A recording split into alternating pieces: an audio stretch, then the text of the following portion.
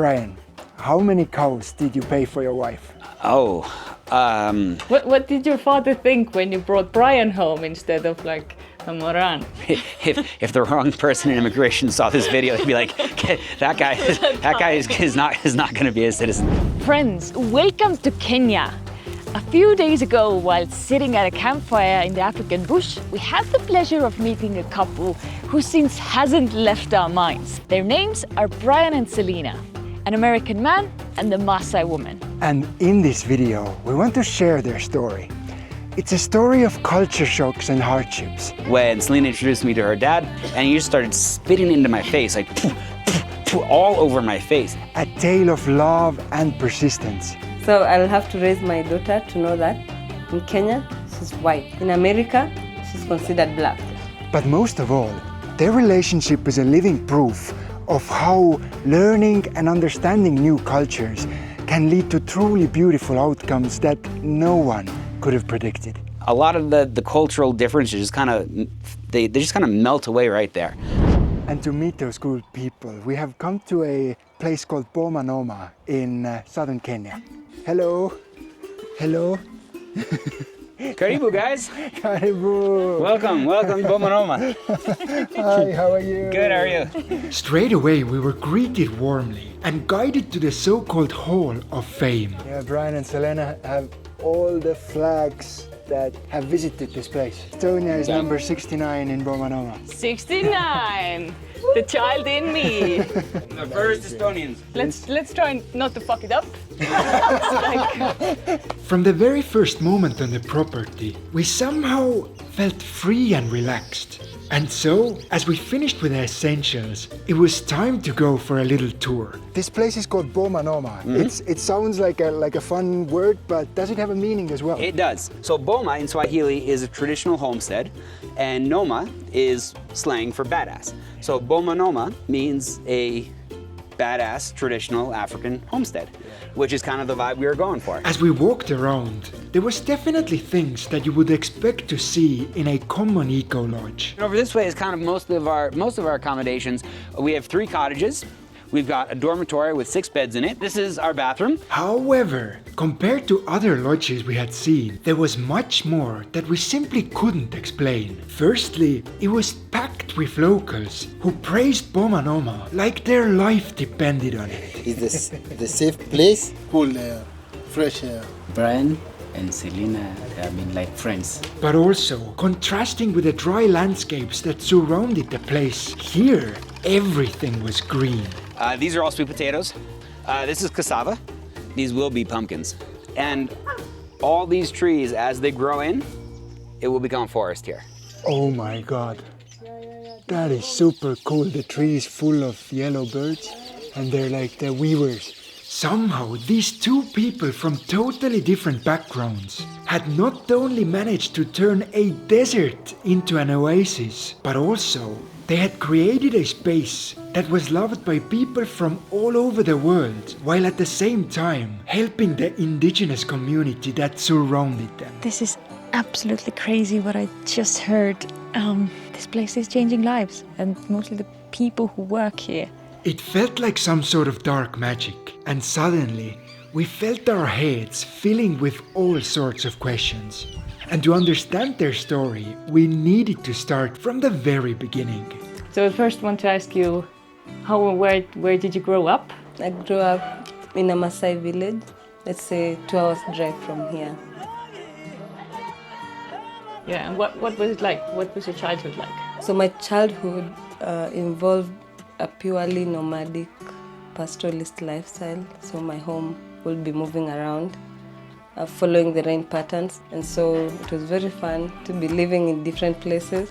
As you can imagine, Brian's childhood, coming from America, was a fair bit different. Where I was growing up in Fairfield County, Connecticut, which is one of the richest places in all of America. It's like a country club. It's a very rich, wealthy suburb of New York City. Yes, a larger contrast is truly hard to imagine. By society standards, first of them was expected to become one of the many wives to a Maasai man. So polygamy in Maasai is something That is unity. It's not something to compromise on. And the other was to embark on a successful career path in the States. Yet the thing that they both had in common was that neither of them wanted to follow the so-called normal life. I got a good foundational learning because when an international organization did a survey and then they found out that there were only 2 girls in my village going to school, they built a girls' boarding school. So they basically took away all the costs for education for us. And that's why, and so our work in school was just to study, enjoy our childhood, free from child marriage. We were that example. We went to school, we were given an opportunity, we worked very hard. We performed so well, the community was shocked that girls could even outperform boys. Of course. It was, right? Of course. We had to show by example. And up to now, the record of my class, it has never been broken in that school. And it's been since 2006. This school gave Selina opportunities that no other woman in her community had before her. She left her village behind and even moved to the capital. I had to go and look for a job in Nairobi so that I can put myself through college. Yet Faith, as it seems, had other plans. At some point when I heard that the school was dying because there was no more funding and it was closing down, I left my job, and that's how I got back into community development and social work, because I wanted to save my school, save the girls, because I knew if my school is open, then there is an opportunity for girls to access an education. I remember that's when I knew what I wanted to do. She dreamt of offering young women the same opportunities that she once had. The school automatically became a rescue center because there were the kids we rescued from the villages, but between then and now, we have like these girls who are just running away, like fleeing from their husbands' homes, and we call them the brave girls, the braves. The brave girls. Yeah, the braves. The school is now having around 500 girls. However, Selina was not the only one who was doing things in her own way. How did you end up in Africa? Why did you come the first time? So I came in Africa for the first time in 2012, and I was in between my 3rd and 4th year at University of Colorado, and I actually came to climb Mount Kilimanjaro in Tanzania. If I'm gonna travel halfway around the world to Africa, I'm not just gonna spend 7 days to climb the mountain. That'd be stupid. So I decided to volunteer in Kenya.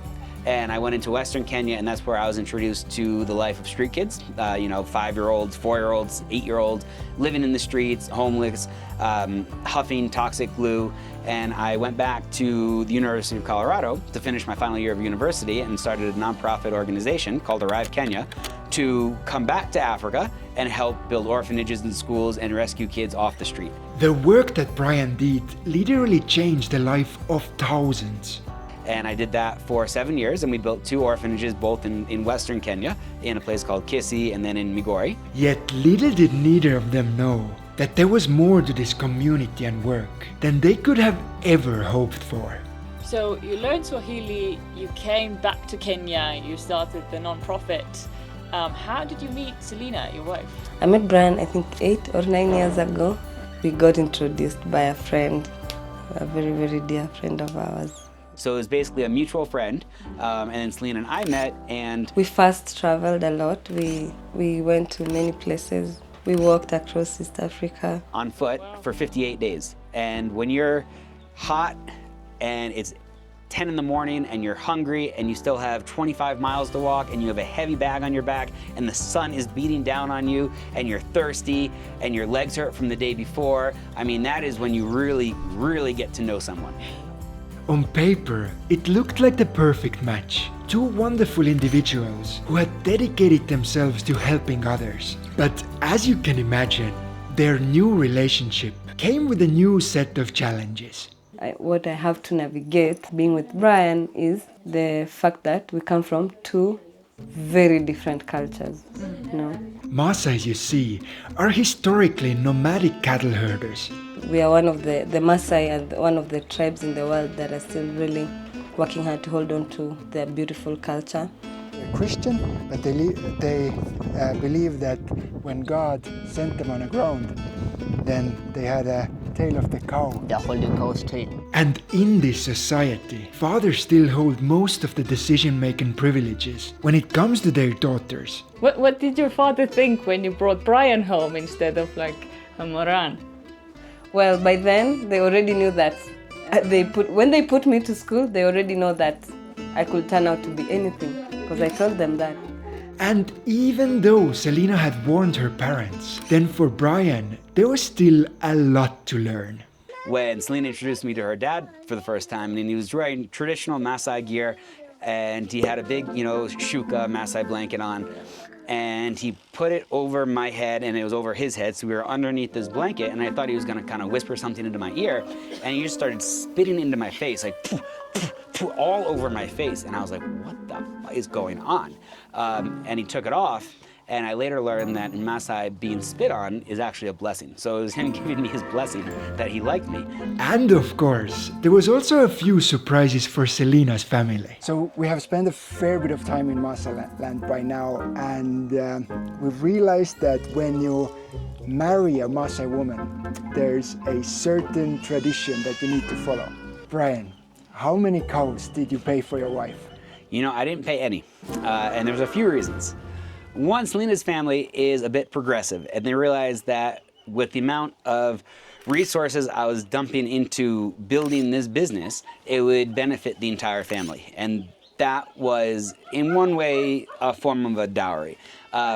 Another reason is because I was born Jewish from America, and I told Selina's family, well, in the Jewish culture, it's the wife that pays for everything, including the wedding and this and that. And when they heard that, they kind of were taken back. And I said, if we want to do Maasai culture, then we're doing a compromise. We're also doing some Jewish culture. Yeah. And we kind of came to an agreement where this was enough.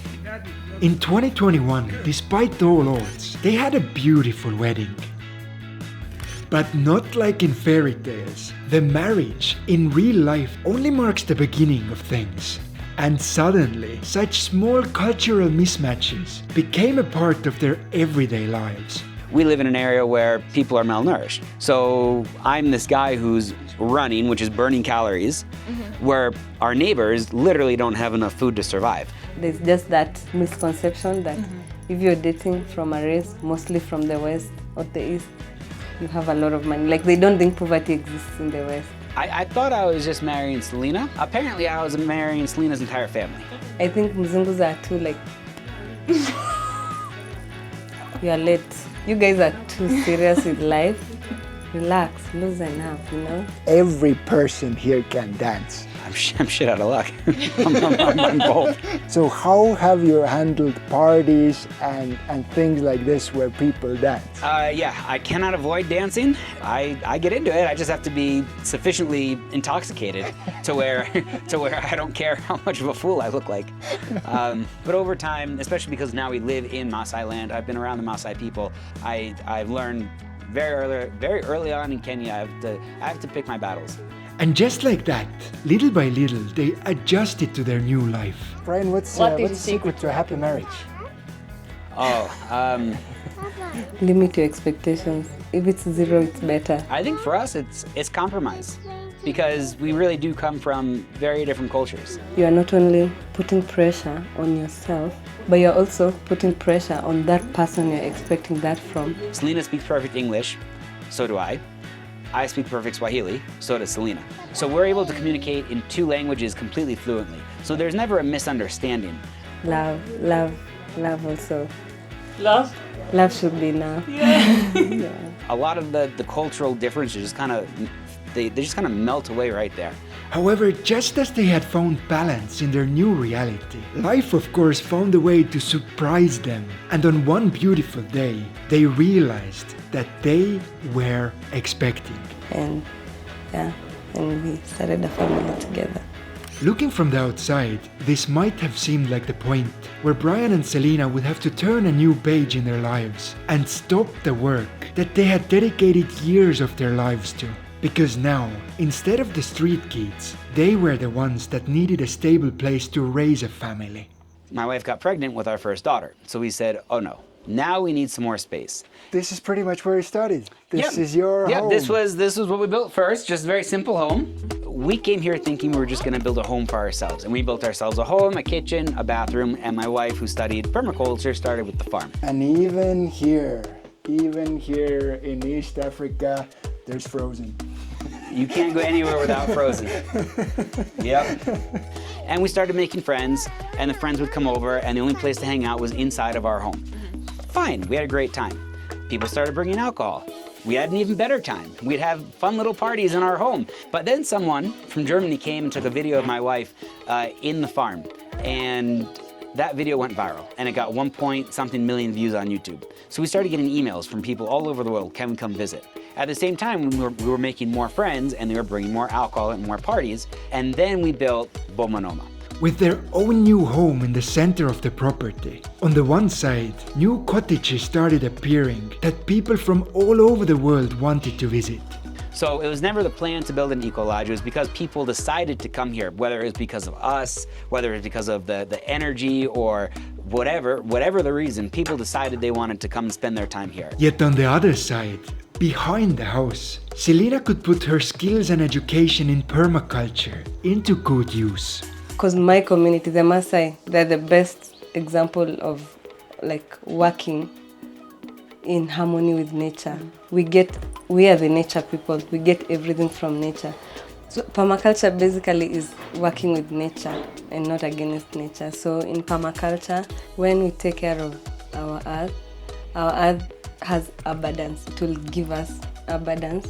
Using smart and innovative methods. The reason for this is to trap the rainwater in between the two beds. With every month, the property started turning greener and greener.